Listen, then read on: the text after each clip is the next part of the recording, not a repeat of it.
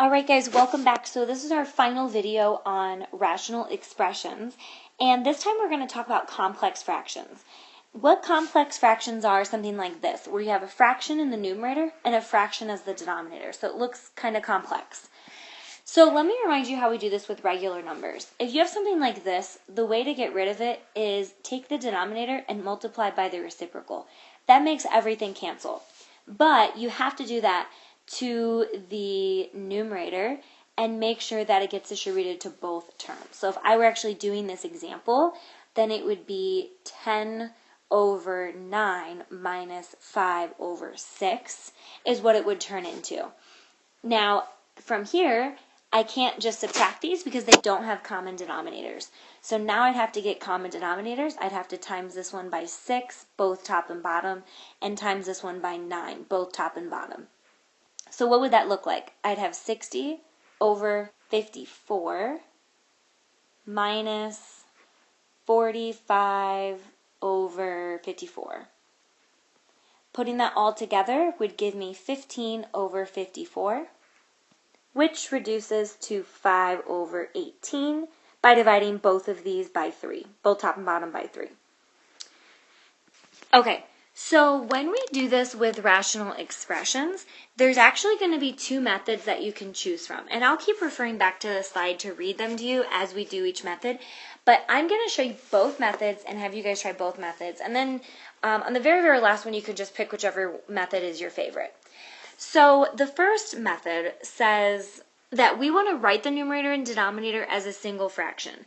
So how I could have done that on this first one is I could have just put these together first and had a single fraction and then multiplied by the reciprocal. And actually, before I even read you method 2, let's go ahead and try that out. So using method 1, let's do that. I have two things in the denominator. Let's put those together and have just one fraction. So method 1 is make one fraction in top and one fraction in bottom. If you have two like this, put them together. So we're kind of have this mini problem where I just need to do this part circled in green for right now. So how can I put those together? Well, I can get common denominators, and my common denominator will be x plus 4 times x, and my numerator will be 1. Okay, so what do I have to multiply the 1 by? The other denominator, plus 2, and what do I have to multiply the 2 by? The other denominator, which was x plus 4. Okay, so let's simplify that. What do I get? I get x plus, distributed in this, would be 2x plus 8. That would simplify to be 3x plus 8, so why don't I just write that now? And in the denominator, I purposely do not want to distribute because I'm hoping that things will cancel out later and we leave our denominator in that factored form. So what I followed method 1 by getting one fraction for top and bottom. So I can take this one fraction that I have, ignore these lines right here, and replace it with this denominator. All that can go away and I can just replace it with that one fraction. So let's do that. Let's write a nice clean version of this. So the numerator was 5 over x plus 4. And then over, I usually write a big line representing this line right here. And then that new denominator came up with. So that was 3x plus 8 over x parentheses x plus 4. So now I just have one complex fraction instead of having two separate fractions in the denominator. And now we're going to do the same thing that I did with numbers, is multiply by the reciprocal to both top and bottom, and that will get rid of the entire denominator. So multiply that, but of course what I do to the top or what I do to the bottom I have to do to the top as well to balance it out. So I'm going to multiply that one fraction to both top and bottom. And in the bottom, all of this goes away. And in the top, well, we're going to have to figure that out. So for now, let's just write out what I have. I have 5 times x plus 4. And in the denominator, I have x plus 4 times 3x plus 8. Well, luckily, the x plus 4s are canceling in both spots, so it leaves me with a nice, easy 5x over 3x plus 8. and I'm done. Now, the only caveat is notice all the stuff that we canceled. Remember when you cancel things, you need to mark in the things that x cannot be. So let's go back up to this step and just say, what were those things that I canceled? So I know I've written over this 1,000 times, but right here, x cannot be 0, otherwise that whole bottom would have been 0. And then right here, x cannot be -4, otherwise, again, the whole bottom would have been 0. So before you multiply by the reciprocal, maybe just look at what this fraction is, and whatever's in the very bottom of that are going to be the specifications that you make later.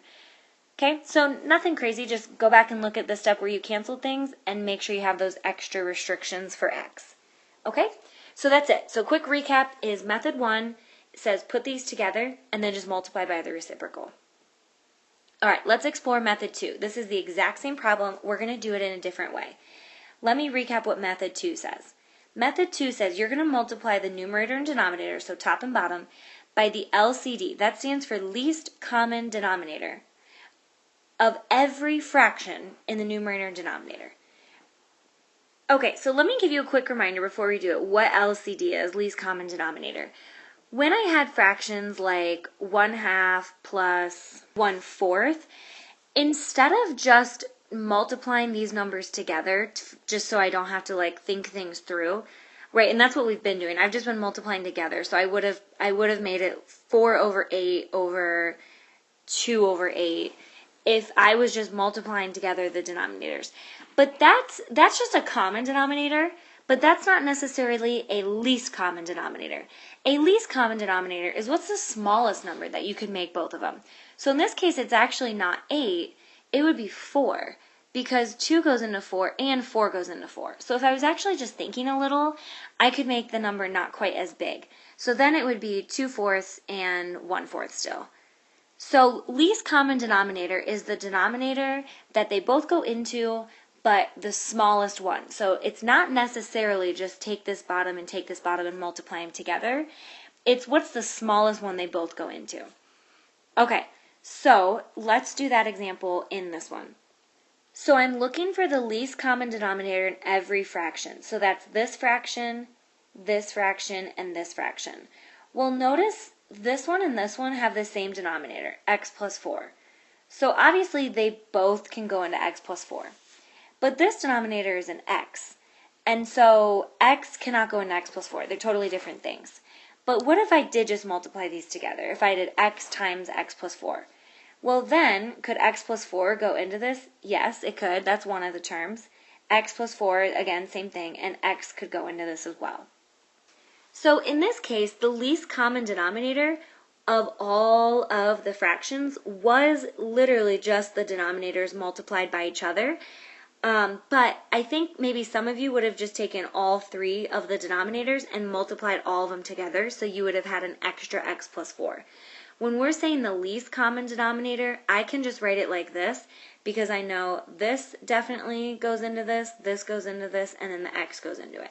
So I don't need to write the x plus 4 out twice, since 2 of them were the exact same thing. Okay, so this is what I have written in blue is the least common denominator of every fraction. And what this method says to do is you are going to multiply the numerator and denominator by that. So I'm going to take this and multiply it to the numerator. And when it says numerator, it means the entire top. And denominator, the entire bottom. Okay, so what it would look like is this. I'm just writing out the fraction. Notice in the denominator, I still have my 2 separate fractions. I have never combined them or anything. And I'm going to multiply that least common denominator, which was x parentheses x plus 4, to both the numerator and denominator of this complex fraction. Now, when I'm multiplying it by that denominator, note that it is going to the entire denominator, so technically it'd be in parentheses, and this would be going to both. So what I actually think is an easier way of writing it is doing the least common denominator, so x parentheses x plus 4, on both terms like this, instead of having to think about like distributing that out. Now, you can think of all of these as like over 1 if that just helps you with your spacing to know where those would be at. Okay, So from here, it might look like it's really complicated, but a lot of things are going to cancel, and that's the whole point of multiplying everything by the least common denominator. So let's look in the numerator. This x plus 4 and this x plus 4, top and bottom, will cancel. Now let's look in the denominator. Same thing will happen with these ones, and the x and the x here will cancel. So a ton of things have canceled. In fact, let's see what's even left. In the numerator, all I have is 5 times x divided by 1, so that's just 5x. And in the denominator, let's see, in this piece here, I just have x over 1, so that's just x. And then plus, and then I have this 2 times this bracket. So why don't I distribute that? 2x plus 8. And lastly is I can just, so I'm almost done. That's the really, really cool thing about the least common denominator is so much cancels and you never had to think about common denominators or anything like that. Okay, so anyways, let's simplify that. Let's put the x and 2x together to make 3x. And that is basically my answer, but I do have a few restrictions on x from the things that I canceled that I just have to make sure I mention. So what are all the things I canceled? I canceled an x plus 4, which means right here, if x would have been negative 4, I would have gotten a 0 in the denominator, so x cannot be negative 4. I also canceled an x here and here, top and bottom, which means x cannot be 0, because if x was 0 right here, then the whole thing would have been 0. So this is my answer with my restrictions on x. And I'm going to flip back and show you that that matches the exact same thing that we had gotten in method 1. So either way works. You get the exact same thing. It's really just a matter of preference. I think some of you might feel a little weird about getting the least common denominator, but you'll see how incredibly easy that is as we do a couple more examples. Okay, so let's do a different one. I'm going to again go through with you both methods. I want you to watch carefully, and then the last example I do, I'll have you guys pick whichever way is your favorite to try on your own and just show the answer. Okay, so method 1 says you need to get one fraction for top and bottom. Well, that's a problem because I have 2 for the top and 2 for the bottom. So let's work on that. Let's look at just the red part. 2x minus, that's technically 4 over 1. If you get common denominators, then your denominator would be x, and I would have to do, let's see, this 2 gets multiplied by this 1, so that's still a 2. But then this 4 has to get multiplied by this x, so minus 4x. So what I have written in green is one fraction. So I will write that in the numerator in a second. Let's work on the yellow part. 2x plus 3 over 1. If I get common denominators, the common denominator would be x times 1, which is x. And now I just have to compensate for the numerator. So take the 2, multiply it by the other denominator, which is just 1. So that doesn't even change it. Plus, and then take this 3 and multiply that by the other denominator, which would be 3x. So now I have one fraction. So my new fraction is going to be the green box over the yellow box. This whole thing is one fraction. I'm going to clean off my screen and start with just that. Okay, so here's what I get. So now that they're just one fraction, you can take the denominator and multiply by the reciprocal. And again, what I do to the bottom, I have to do to the top to make it even. And everything in the denominator cancels. Then I'm just left with the numerator. So now I just have to figure out what is this when you multiply these together. So actually let's just go ahead and do it now. So let's distribute this to both. So that would be 2x minus 4x squared. And the denominator I'm just going to keep the exact same. So I have this, I'll highlight over, x times 2 plus 3x is what I wrote here in the denominator, without distributing it because we usually keep that denominator in factored form in case anything will cancel. So at this point we are almost done, but if you look at the numerator, I can take out a 2x from both terms, and what would be left is 1 minus 2x.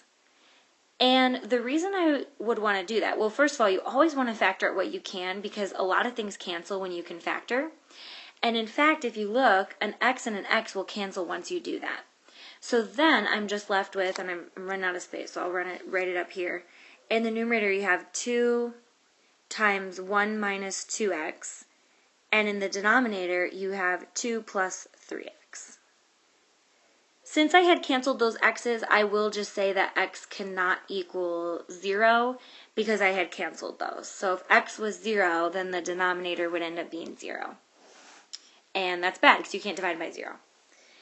Okay, and that's it. That's my final answer for that one using method 1. So I had to start, again, just to recap method 1, I had to start by getting common denominators and putting that top together to be one fraction, and then the same thing for the bottom.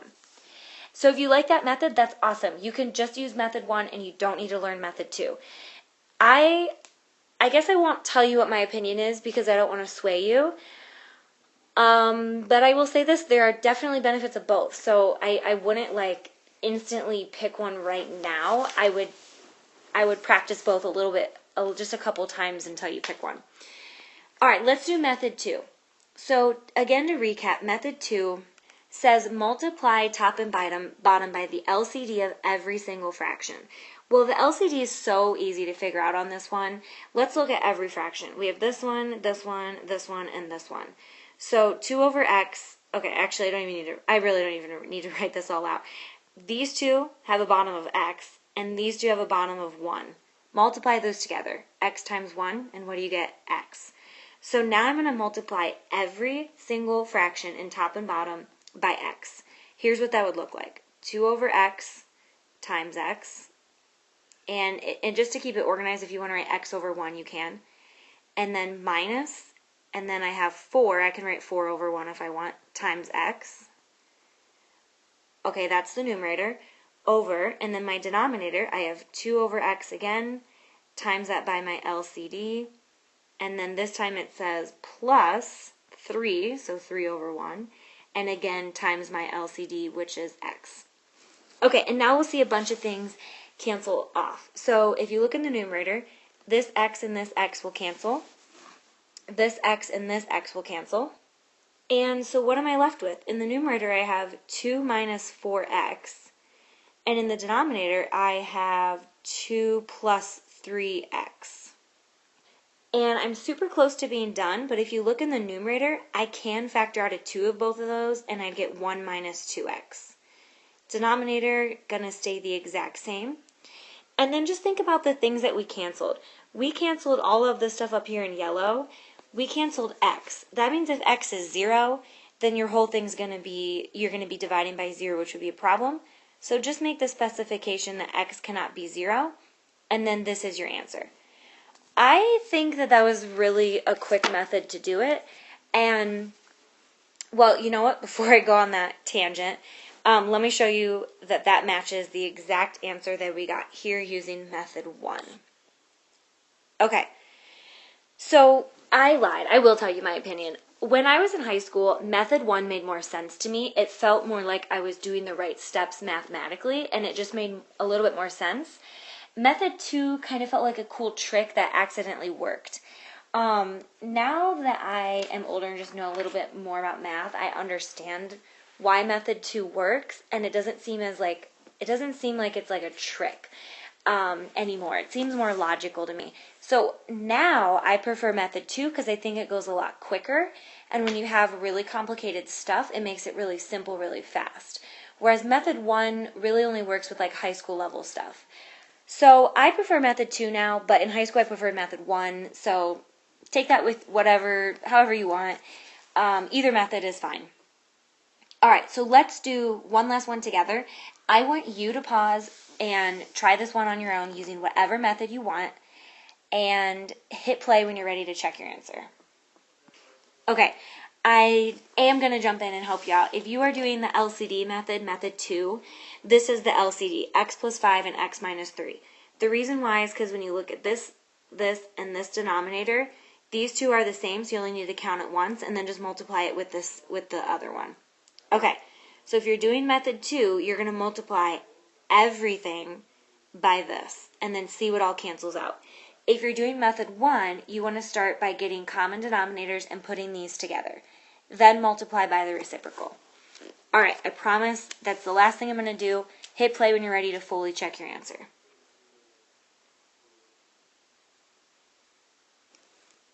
Okay, If you did LCD method, you should be multiplying every fraction by the LCD that I wrote out, and it would look like this. It felt weird for me to just show the answer without showing all the things I crossed off, only because when you say like x can't equal whatever numbers, I feel like I need to show you where that's coming from. So I'll show you now. X plus 5 and x plus 5 cancel, x minus 3 cancel, x plus 5 cancel. Okay, so what would be left? In the numerator, I'm going to write it way up here at the top. I have 3 times x minus 3. And I can FOIL that in a second. In the denominator, I have 2 times x plus 5 plus x minus 3. X minus, oops, not 5, 3. Alright, so now that we have all that written out, I can erase everything else. So if you need to look at everything else, pause it here. And I will go ahead and distribute top and bottom because I still have a plus sign. So I'm hoping that things will combine together nicely. So the numerator is actually already in a nice factored form. There's no plus or minus sign like after with another term, so there's nothing I could possibly combine it with. But the denominator, if I distribute, I'll get 2x plus 10 plus x minus 3. And then I can put together this 10 minus 3 makes 7, so I'm going to just erase both of those and write plus 7. And then this 2x plus x gives me 3. So 3x plus 7 is the denominator. Okay, so that's basically my answer, but, and I meant to point this out before I had erased it earlier, remember all the things I canceled off? I had canceled an x plus 5 here and here when I had it, and an x minus 3 here and here, and an x minus 5 here and here, all when I had it, the LCD multiplied in written down. And so I do need to specify that x cannot equal negative 5 and x cannot equal 3, because those were all the things that I had crossed off in the stage when I crossed off all the fractions with the LCD. Okay, and that's it. So I showed method 2 because that one is my favorite. If you did method 1, you should still have gotten the exact same thing with the exact same restrictions on x. And that's it for this week, you guys. Have a wonderful weekend.